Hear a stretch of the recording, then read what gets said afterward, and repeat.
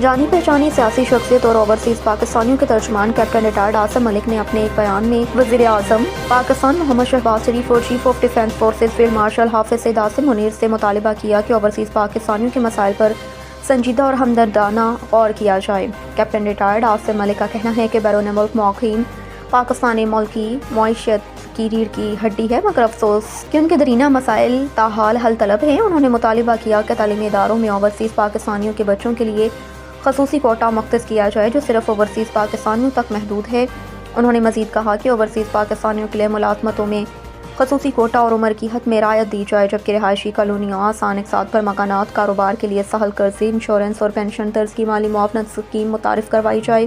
Captain retired Asim ملک نے overseas health card کی اجراء، زیر التواء مقدمات کی فوری حل اور قومی صوبائی اسمبلیوں میں اوورسیز پاکستانیوں کی خصوصی نمائندگی پر بھی زور دیا۔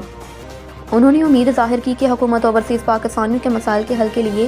فوری اور نوٹس اقدامات کرے گی۔